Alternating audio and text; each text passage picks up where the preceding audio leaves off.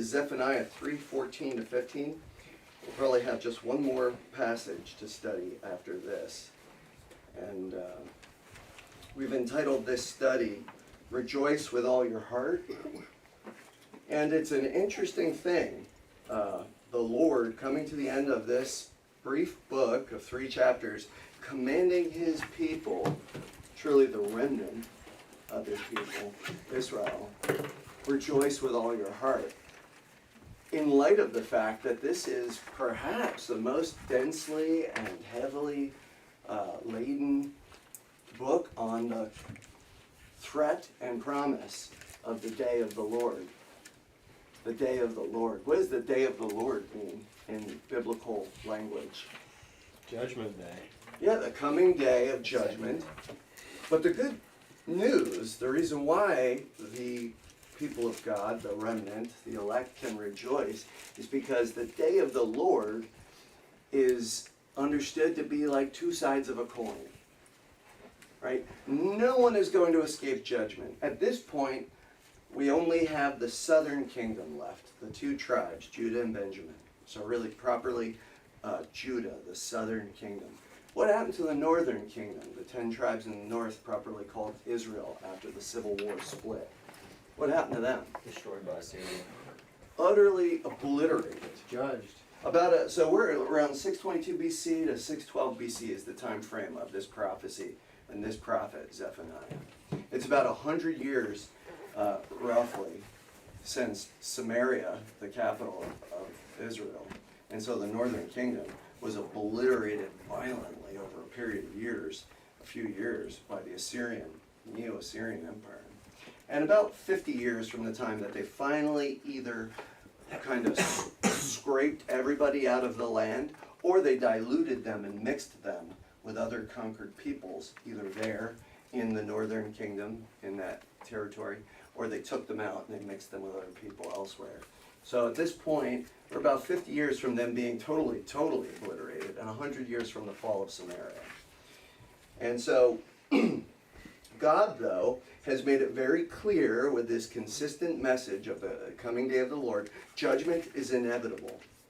Right? Judgment is unavoidable. And now this southern kingdom of Judah is still getting the same message. For you, Judah, my people, my covenant people, even for you, judgment is unavoidable. Why is judgment inevitable, unavoidable at this point? It's the price for sin. Right, and another way of putting it is they've sinned by breaking God's covenant. And their covenant breaking reveals to us the covenant breaking of the whole world. Isaiah calls it the everlasting covenant that Adam, or the people of the world, have broken. And so God's first chosen people, Adam, made in God's image, have broken the covenant and under a curse. And so God's dealing with, and his dealings with these kingdoms, Israel and now Judah, and the United 12, his dealings with them reveals to us what has happened to the world. Right? What has happened to the world. And there is a coming day of judgment, and no matter who you are, if you're made in God's image, you're God's people, you're made to be sons and daughters of God in some very real, important sense, you cannot avoid judgment. It's too late. The covenant's been broken. So everybody's going to have to go through judgment. But he has a remnant, elect, choice people on whom he is going to pour out mercy. Somehow they're going to get through the judgment. And this preaches Jesus Christ to us, the necessity of judgment, but a wise and perfect way through the judgment that marries God's justice and his mercy. So this is all pointing to the Christ.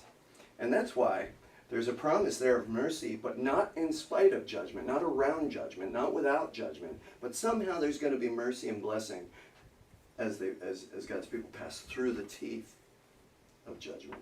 Through the teeth of judgment. So let me read these 2 verses and we'll dive in. Zephaniah 3:14 to 15. Sing aloud, O daughter of Zion. Shout, O Israel. Rejoice and exult with all your heart, O daughter of Jerusalem.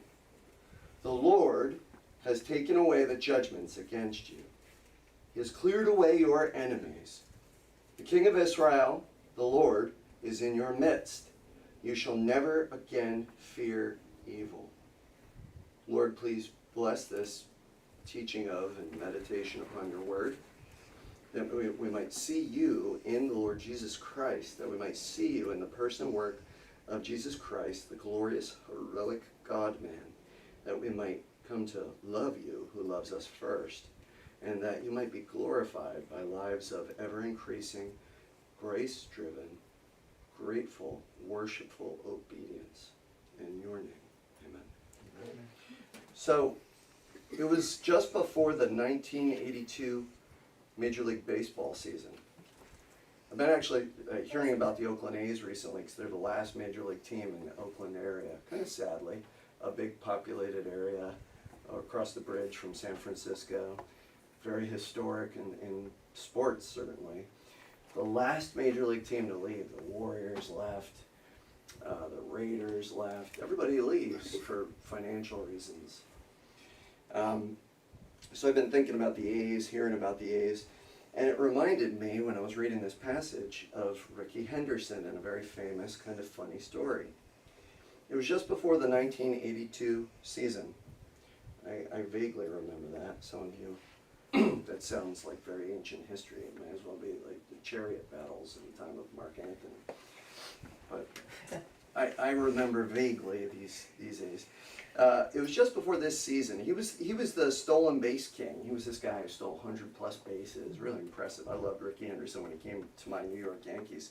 But he was really just picking up then and being appreciated for his skills. And the team really wanted to reward him and retain his services. So they gave him a signing bonus. So he's now coming into wealth for the first time. He'd grown up, actually, I think, in the Oakland area, in a rough neighborhood, really poor. So he's becoming a millionaire. And they give him this signing bonus for $1 million. It would be $3.5 million in our money. And some time passed, and the accountants for the team were struggling to reconcile, to balance their books. And they realized, wow, it's exactly $1 million that we can't account for. And finally they traced it back to Ricky Henderson's single check. And they called him and they said, Ricky, what happened to that check? We're off $1 million in our accounting. And he was like, it's right here, I'm looking at it. I have it framed on my wall. And I think he was really excited at the idea. Just the check is a promise to pay. You never cashed it? He hadn't cashed So they were it. plus 100, they were plus $1 million? They had $1 million extra. That's funny. He was so proud and excited that he was a millionaire. That was a very, very big thing. Being now, you've got to be a billionaire to impress anybody. It's $1 million just to look at. I have a rocket company. $1 million for an outhouse, right, in Salisbury. But anyway, it's back then, that was an extremely big deal. He was very proud. He had it framed. And you can totally understand that. And what is the parallel here? We're going to use the illustration a little bit further as we get into the text. But we're like a people who've become very wealthy. The Lord has blessed us with all of his riches, much more than $1 million. And it's in the form, though, of a promise, and we haven't seen it fully realized. We haven't seen it fully cashed. But we do, in the Lord's wise design, have to live like people, right, off of the funds from God's good promise, right, as those millionaires. Somehow we need to live as those millionaires. So we're going to look at the text and see what sense we can make of that illustration in light of the content. But I want to give you a little more detail on where they're at this point. So remember, I told you the northern kingdom had already been judged. And so they're at a point here, the Lord is telling them to rejoice with all their heart. And we know that he's speaking to a remnant. He's speaking to people with ears to hear. He's not speaking to every last single ethnic, national Israelite. He's speaking to those who have ears to hear. And he's speaking to them at a time when it's really a difficult time. Although Assyria is on the downward side of their trajectory. Does anybody know what the mighty Neo-Assyrian Empire undergoes in 612 BC? What happens to them? Is that when they're destroyed by Babylon? Yeah, that's kind of like the ultimate, complete last few steps in the conquest of the Neo-Babylonian Empire. Destroys Nineveh, the central capital, the main capital at that point, by 612 BC. And so although the enemy, Assyria, is now very weak, their last great king is no more, I think around 627, and they've lost their grip on the area. Babylon is now taking grip, and you have Nebuchadnezzar. So I just want to put some information up here so you can get the perspective. Even though God's commanding them to rejoice, they're actually looking down the barrel of facing an even more ferocious enemy, and looking down the barrel of facing their capital being sieged in one of the most ferocious conquests in the history of the world. And looking down the barrel of being dragged away with hooks in their noses and chains, naked, pillaged, plundered, raped, their children killed. They're looking down the barrel of some terrible things that the Lord is guaranteeing are going to come. So let me just put a couple data points up here for us to see where we're at. So 612 BC, right? So fall of Nineveh, that's coming. What book was that very vividly promised in? Nahum? Well, Jonah, it goes there and they get mercy. And then like 100 years later, they've fallen away, they haven't continued and kept with repentance. And Nahum then, right, which is like his main name means comfort, he then assures them that they're going to be judged. So Nabopolassar was the great king who started the Neo-Babylonian empire. Anybody know who his son was? Nebuchadnezzar number 2, right? So this is the Neo-Assyrian Empire. And then 609 BC, the last great king, last good king of Judah. This is very important detail because then it's a quick spiral down to conquest and exile. Who is the last good king of Judah? Yeah, Josiah. He dies in the Battle of Megiddo. Sound familiar? Like Armageddon? That's why Armageddon is a thing. It's speaking of a famous place in the Valley of Jezreel, where battles like this took place. He's conquered by he dies in this Battle of Megiddo at the hand of Pharaoh Necho II, right? And then you get so then from 609 BC. This is kind of winding down Judah and their history, the Davidic line. Jehoiakim,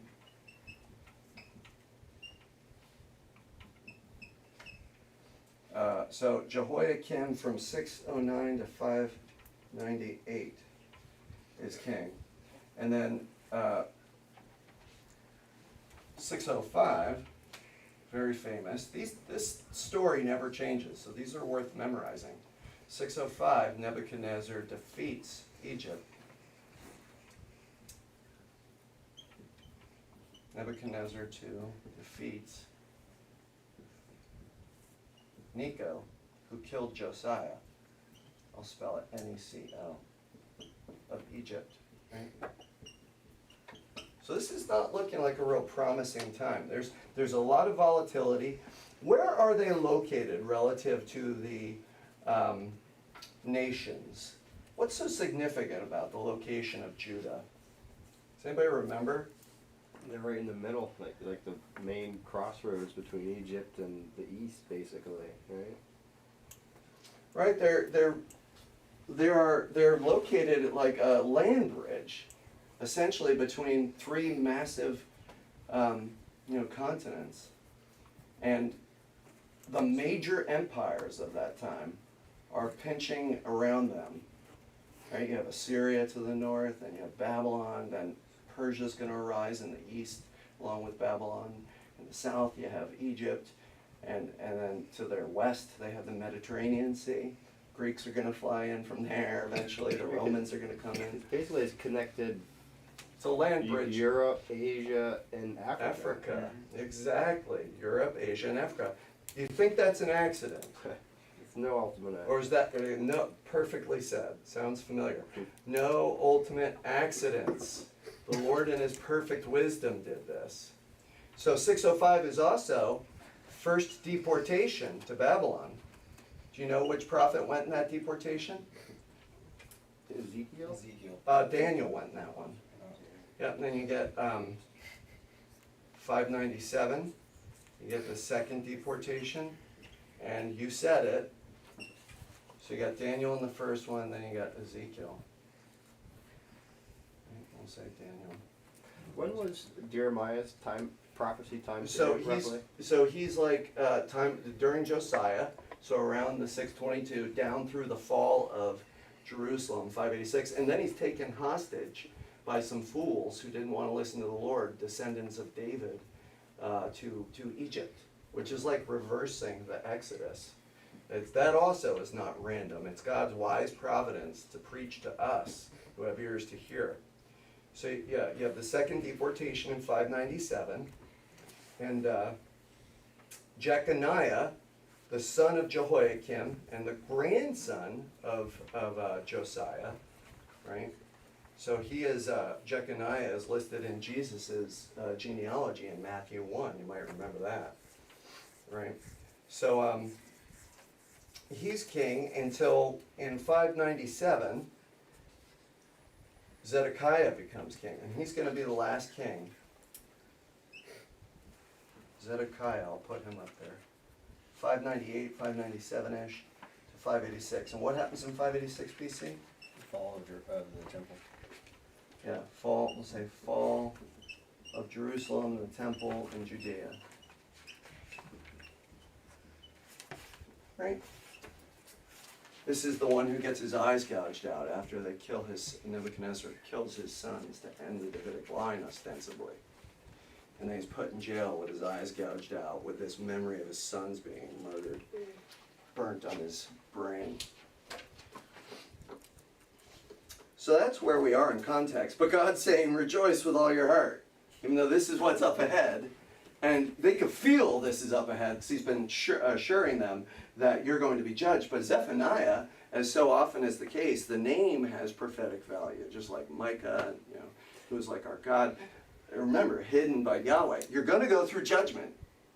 You're going to go through that cosmic blender that is Babylon. But some of you will be hidden by the Lord.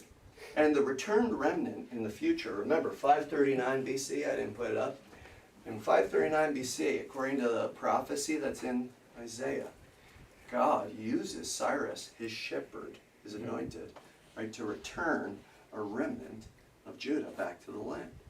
But that's provisional. That's not the ultimate return. That's preaching to us, pointing to us. There's a better return from exile. There's an ultimate return. There's an ultimate, better exodus coming. And it's going to be for the remnant of Adam, God's image-bearing people, a people from every tribe, tongue, and nation, Jews and Gentiles. One new man, right? One new man. So let's look at these two verses now and think about how the Lord is calling us to rejoice. He's calling those with ears to hear to rejoice. So, sing aloud, O daughter of Zion. Shout, O Israel.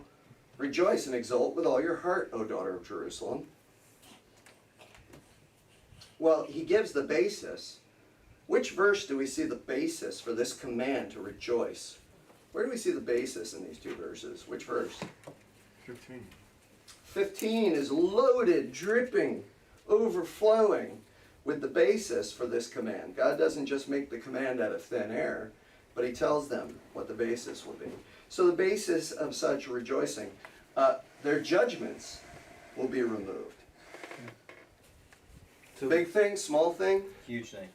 so this is Christ, right? I mean, infinitely big thing. Oh, 3:15 absolutely. is totally about the coming of Christ. Absolutely. The whole Bible is about Right. coming to Christ. But you have to understand there's two horizons at least, interpretively. So we think in terms of the near term, the near horizon, and the physical, ethnic, national people. At this point, the northern kingdom's obliterated. So when he says Israel, right, northern kingdom of Israel, right, is no longer. Israel now is really the chosen people. Jacob was renamed Israel. God decides who Israel is. And the ultimate Israelite Jesus. is Jesus, right? The true and better Adam, the true and better Israelite. When Jesus says something greater than the temple has come, something greater than Jonah has come, something greater, he says that several times in John Do you know he's telling you something important for your interpretive skills? He's telling you those were types. Those were a pattern and shadows. I'm the real thing, or the ultimate thing. Right? I'm the ultimate thing. Did you have another question? What does Israel mean again? So the one who wrestles, it's an imperfect third-person future. Yisrael, he wrestles, he will wrestle, he strives. It wrestles with And God. Jacob wrestled with the angel, wrestled with God's representative. Some people think the pre-incarnate son. I believe the point is, he foolishly, like we as sinners, purely saved by grace, tend to fall into thinking that we're kind of earning or winning or sneaking something from God, right? His name's cheat. He wasn't supposed to get the promise and the inheritance of the firstborn. Right. He was the secondborn. He grabbed his brother, his ankle. What was so distinctive about Jacob and his brother? What's so famous and important about Jacob and his brother? He's hairy. They're just twins. Or one. One's Oh, they're red. twins. God's not impressed. There's nothing about them that's distinctive. God chose Jacob. But Jacob, the cheat, the sinner, a type of you and I, he tends to think the wrong way about all of this. And so he didn't get anything from God ultimately because of his cheating and conniving and fighting. Right? Jesus is the one who strives and wins the blessing. God had chosen Jacob. That's why Jacob's blessed. Right? But we digress. So there's a basis for our rejoicing, right? And this is that God has removed our judgment. And judgment, this is the language of legal. He's removed our legal problems. Our judgments are legal problems. Like Israel, we've broken covenant. What does God's covenant, how could you summarize covenant, divine covenant between man and God? What is God's basic unchanging standard for his structured relationships with his image? Love the Lord your God with all your heart, mind, soul, and strength. Right, the Shema, Deuteronomy 6. How did they do with that? Felt. Right, their loss of the land preaches Adam's loss of the garden. About as good as us. And even there's a mechanism for reconciliation, right? Their relationship, their covenant to have the land and its blessings, points back and tells us about the covenant and relationship in the garden that was lost. But it also points forward to a relationship that will have a reconciliatory, right? A reconciling function or mechanism. What is the mechanism for reconciling in this relationship and covenant that wasn't there in the garden with Adam? Sacrifice. Right. Right, the provisional sacrifices. Do those sacrifices wash away actual sin? The kind of sin that issues in heaven and hell? No. No, but they were able to keep them in the land. And what that represents is by faith. So they didn't even have to have absolute, perfect, comprehensive, ongoing, unbroken obedience. They could live in that land and keep that land and all of its blessings, right? Healthy babies, safe borders, victory over your enemies, good crops, nice fat figs, juicy figs. They could have all that if they were men and women who could live by faith, and especially their kings who represented them, because Adam and Jesus represent two groups of people. So their kings just had to live by faith. Right? So you bring the sacrifices, you repent of your sin. You see, David stumbled terribly, but he repented.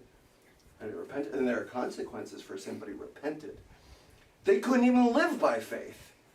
Because you know what you need to really trust God and want to trust God and live on the promises and checks that he puts in front of you as if you've already got the money in your hand? You know what you need that was missing? A new heart, new desires. Yeah, that's the essence of the new covenant. Union with Christ. The new covenant, union with Christ. A new heart, a new creation. He has spoken. Let there be light. And you see him as he is, lovely and worthy of your trust. They didn't love God. That's what it teaches us. So it points in two directions, their relationship with God, their covenant. Points back to the one that lost the garden. Points forward to the one that will win the new heavens and new earth, the Lord Jesus, the better Adam, the better David. Right? Something greater has come. So those with ears to hear trust in his promises. They know they need his mercy. They know they're sinners. They know they need their covenant breaking, their legal standing to be changed, to be their legal guilt to be removed. Right? So this actually is more than just a current choice. God saying, I'll show you mercy. Like it's not like God's a man who is fighting with you in a field and he beats you, he gets you, he chokes you out. Now he could stomp on your face until your brains pour out and you're dead. It's not the kind of mercy where he just decides, I'm not going to stomp on his face. He's knocked out, I'll just leave him and let him live. It's not like that. It's legal. What would you rather have? A guy who's just in the moment is saying, oh, I'm not going to stomp your face in. Or a guy who is bound by a law that can't be shook, can't be moved, can't be changed, not the tiniest jot or tilde. What would you rather have? You'd rather have the law that says, under no circumstances may your face be smashed in. May your brains be spilled. May your blood be poured out. The Lord has obligated himself. He has promised to them. It's been revealed progressively. By law, just as by law, you have earned everlasting hell, which is typified, pictured, foreshadowed in them being cast out, just like Adam was cast out of the garden, exiled, conquered. I legally am making you party of a covenant. You will never have to taste my ultimate wrath. Right? You might die. You're going to go through judgment. You're going to see the judgment, but you're not going to taste my wrath. I only have love and blessing for you, even in your suffering. So we got to make sense of that. Like, why? Why would he call us to such a thing? We're going to think about that. Hold that thought one second, though. So, these judgments on national Israel, they reveal basically the gospel, and that God has to remove. The basis for rejoicing with all of your heart is God removing his legal case against you. And you see, because the judgments have been removed, there's a consequence in the verse, in verse 15. Because the judgments have been removed, then what? What's the very next clause in verse 15? Cleared away enemies. Right! These are not just disconnected things. Because of your legal guilt, you had enemies. Because they sinned and incurred legal covenantal guilt, just like in the time of Judges, the cycle of them being faithless, covenant breakers, God would bring enemies. It was preaching to them, preaching to us. There are consequences of your covenant breaking. That's why you have enemies. The reason why we get old and die, the reason why we're sick, the reason why we sin against God is because we have legal guilt in Adam. And because of your legal guilt in Adam, you're going to die. You're guaranteed to sin and deserve more punishment. It's called original sin. You inherit his original guilt, and therefore you inherit his original sin nature. This is why babies die. No one would ever die except there's legal guilt, or there's covenant guilt. So, because he's removed the judgments, the legal guilt, therefore he's going to clear away the enemies. Right? He's going to clear away the enemies. Our enemies are revealed in Israel's enemies. The ultimate enemy for Israel, where's the ultimate enemy for Israel? What's their ultimate enemy? God. God has become their enemy, right? God's the thing that's so terrifying about hell. But the reason why God is alienated is because of who they are on the inside, their nature. They're bad trees by nature, naturally, without an intervention, a gracious intervention to make them new. Right? They are God's enemies. They don't love God. They don't love God with all their heart, mind, soul, and strength. You break one point of the law, you've broken the whole law. They are covenant breakers. They are transgressors. They are sinners.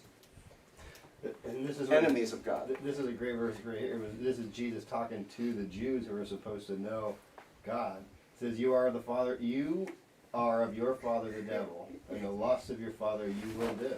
He was a murderer from the beginning, and he abode not in the truth, because there is no truth in him. When he speaketh a lie, he speaketh of his own, for he is a liar, and the father of it. So that's how we all come into the world. Yeah, and John, we talked about that in the sermon on Sunday. That our issue is at the root, at the core of our, at the foundational level, it's our nature, and which is a judgment. It's a legal consequence that we have Adam's fallen nature. So a parallel in the very same verse, kind of, the Hebrew writing loves to do this. It's driving it home even more. Right? So then you go beyond the clause where it says, he has cleared away your enemies. It says, the King of Israel, the Lord, and when you see Lord in cap letters, what is the word underneath in the Hebrew? Yahweh. Yahweh, his personal, covenant, intimate, providing, nurturing, protecting, satisfying name. Yahweh, right, your covenant king, the King of Israel, the chosen people, the Lord is in your midst. You shall never again fear evil. Remember, the last passage ended with, there will be no one, those who are able to make you fear, and the word literally in the last passage, verse 13, is there will be no one to make you tremble. Right? Only the Lord. The fear of the Lord is clean, it's pure, it liberates you from all other fear. It's the beginning of wisdom and knowledge. He's going to remove fear. He removes your covenant legal guilt. You're standing as a lawbreaker who has incurred the penalties, and therefore he moves away, clears away your enemies, and he can then be in your midst in a non-provisional way. Right? In the midst of Israel, you see he's there, and it's preaching that this is provisional. There's conditions that have to be met. And if you don't meet the conditions, that temple in the middle of your kingdom, in the middle of your capital, right, this can all go away, and it will go away. The Lord doesn't just abide in the midst of anyone. You have to be the kind of people fit, the sort of people fit for the king to be in your midst. Do you remember, how did the kingdom era start in Israel? Saul. Right. What was so remarkable about that, the people having Saul as their king? He was just taller. Well, yeah, he was a head above everyone else. They wanted to be like the nations. other nations. What was so remarkable about it wasn't so much even that they were impressed with the they tall, already handsome had guy.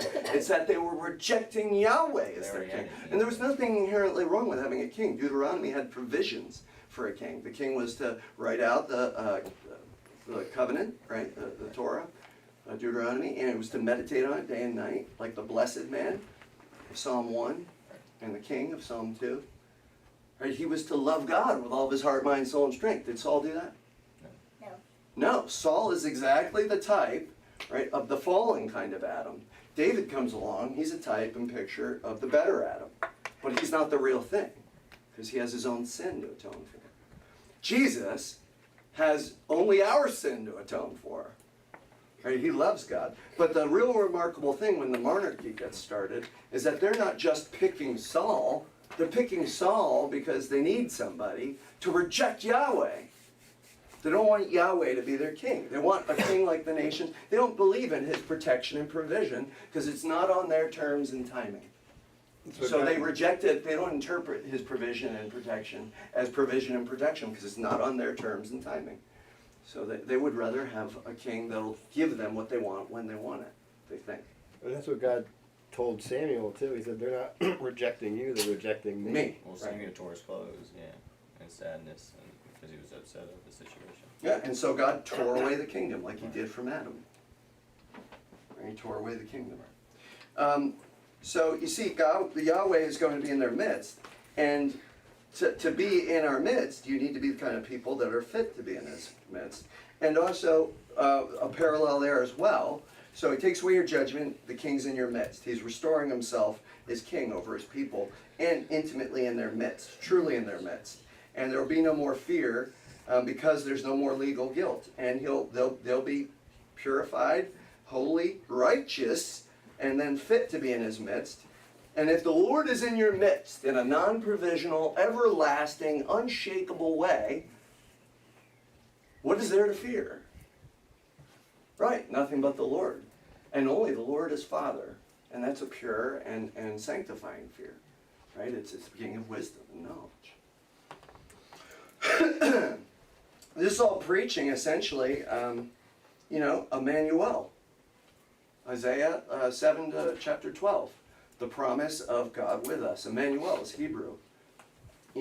Anu, with is Anu, us, El, God. God with us. Who's Emmanuel? Jesus Christ. Jesus the Christ, right, the better king. The whole goal is to restore our communion and our intimacy, but not in the way Adam had it, with the ability to break covenant and sin and incur legal guilt and consequences, death, but in a perfected way, right? In a perfected, and we call it glory. Adam fell short of attaining glory, glorification. Jesus wins glorification. It's guaranteed. It's guaranteed to us. God makes us his living temple and perfects Eden, improves and perfects it. So therefore you never again shall fear. Like I said, it reminds us of tremble in 3:13, which is, you might not see it in all translations. It's not in the ESV. No one will make you tremble. No more cursing, no more consequences. Who are the enemies that had to be cleared away? Originally from the land is what you're saying, or? Ultimately, for the people who have ears to hear. The enemies in the land, like I said, there are consequences. God, like in the cycle of Judges, those cycles, right? They would break covenant, Right. and there would be hassling armies, neighboring enemies. So, like I said, our sin, right? Our sinful nature, our heart, the death that we incur, the temptation of Satan. These things have to be wiped away. Sin, death, and Satan have to be defeated. Sin, death, and Satan have to be defeated. And the king only fully dwells in the midst of the kind of people who have sin, death, and Satan defeated. And sin, death, and Satan are going to be defeated in an inaugurated way, in a true way, and guaranteed way. But we don't have the full consummate experience of it at this moment. And they too, they're called to rejoice, even though they're looking down the barrel of wrath. And there's wrath coming. 586 BC is right around the corner. I mean, where are people? I mean, does your life seem like glory? I didn't wake up feeling that way. But you're commanded to rejoice, and there's a basis for it. And it's like that check that you've received, right? It's like that check that you've received. So, I want to read something to you. He's making a people fit for his presence, commensurate with the glorious riches of this gracious salvation, right? So it's a prerequisite for proper rejoicing, is that he's given you the heart to do it, and the guarantees of all the fruition of him being your God, your King, and in your presence.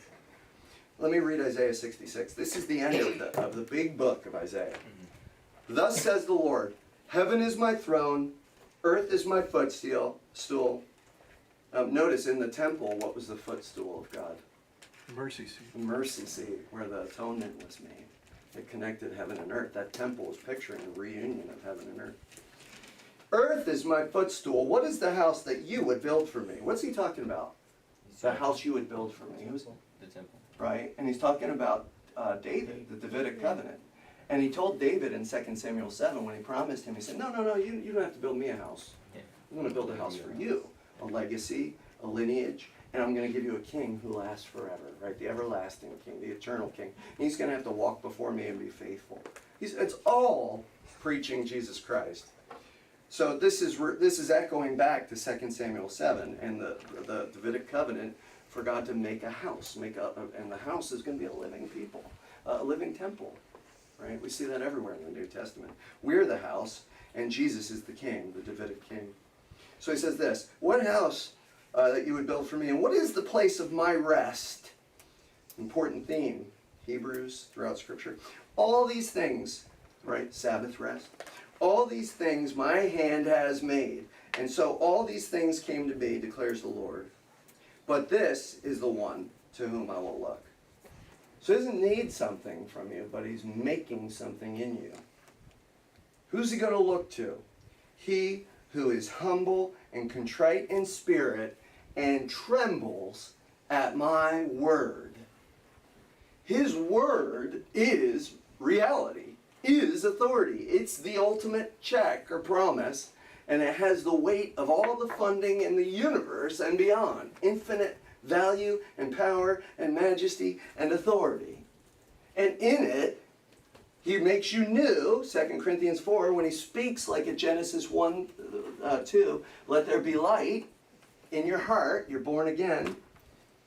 And this word is able to make a whole new creation, and you can bank on it, right? We tremble at this word, which makes alive, it makes calamity, it controls the universe, it is the sovereign word. Jesus Christ is the incarnate word. It is more real than the ground under your feet, as we always like to say. It's more real than the nose that you smell with empirically on your face.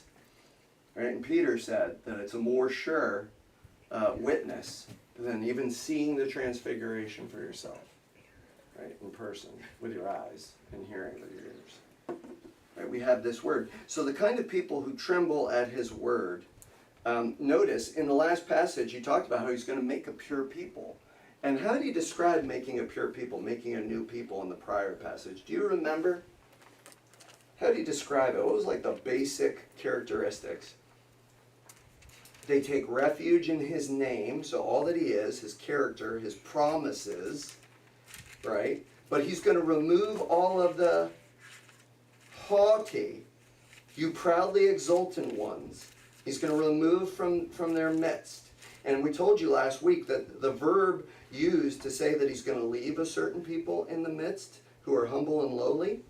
Number one, the verb is the verb for making a remnant, literally, sha'ar, to leave a remnant. He's going to make a remnant. They're going to be humble and lowly. And it's the same two verbs in the Greek Old Testament as in Matthew 11:29, when Jesus says that he's gentle and lowly. There's a wide semantic range. You could translate those two words as synonyms or with several other similar words. So it's Jesus, right, the humble and lowly one. He's going to make a people in his image, and Jesus is his perfected, perfect image, right? The image revealed and for the purpose of restoring you to the image of God, the God lover. The God lover. So they're going to be humble. Humility is, right, essential. God resists the proud, but he gives grace to the humble. And humility is characteristic, just like in that passage, being a liar is characteristic of Satan being your father and being fallen and being an enemy of God, because lying is false worship. It's perversion of reality. God is true. He can't lie. He doesn't lie. He's pure. He's holy. But on the other hand, humility for an image bearer, for a creature, for a chosen person is essential, the epitome characteristic, because it speaks of the creator-creature distinction.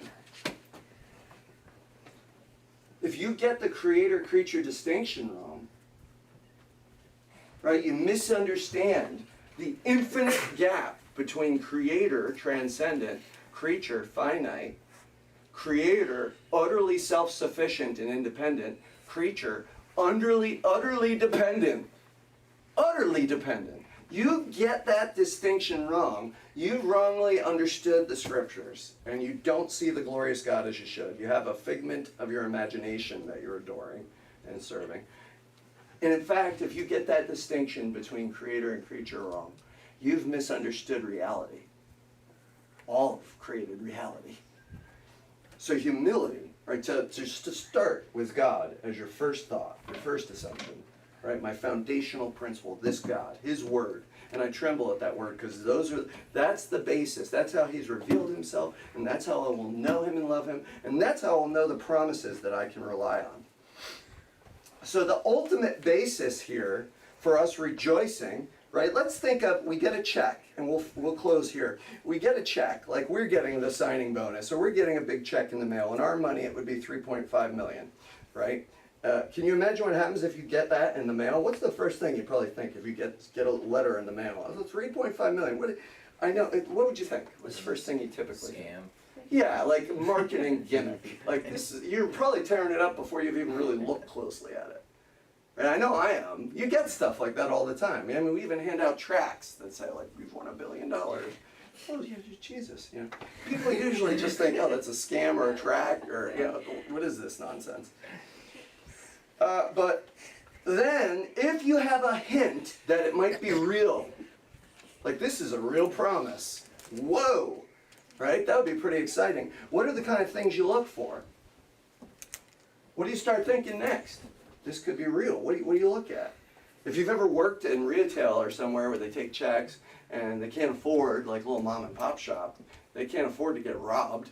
So you check things real carefully. When you get a check, it's a promise. You want to make sure, oh, it's signed, right? Oh, who's it from? Who signed it? Are the details right? Are they filled out correctly? Is it dated?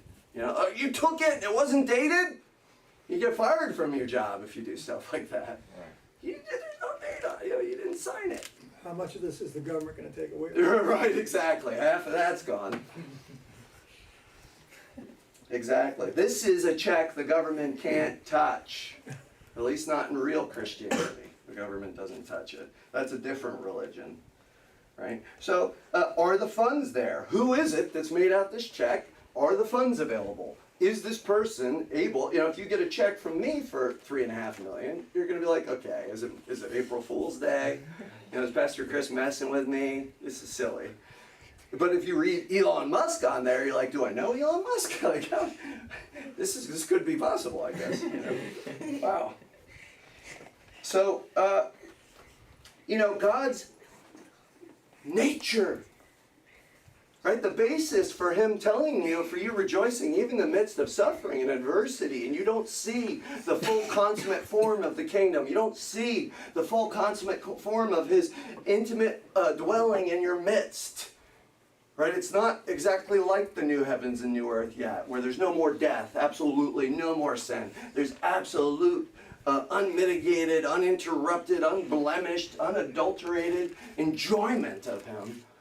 So how can he expect me to rejoice right now, right, when I don't see and feel and have all that in its fullest, most consummate form, like the difference between putting a ring on to engage with someone for a wedding and then the wedding night, right? Wedding night hasn't come. So how can he expect me to rejoice with all of my heart? Why do you think he would, I leave you with this, why do you think he would expect us, the faithful, to wholeheartedly rejoice before having the fullest possession of his promised blessings? Why? Why would he set it up that way, do you think? It's guaranteed. Well, it is guaranteed, but why would he set it up that way? That's an essential element, is that this check is guaranteed and it's yours and you know it. Why would he set it up in a way where you are expected to live like someone who has now received infinite riches? It's guaranteed to you. It's been, the check is cut. It's yours. No one can take it away from you. Why set it up that way? Why not just skip right to the place where you're at the bank and you're walking out with the wheelbarrows? Why? Faith. So you rely Why? on it. It's true. Faith. Why? So you Right, need to change us. You have to actively depend on him.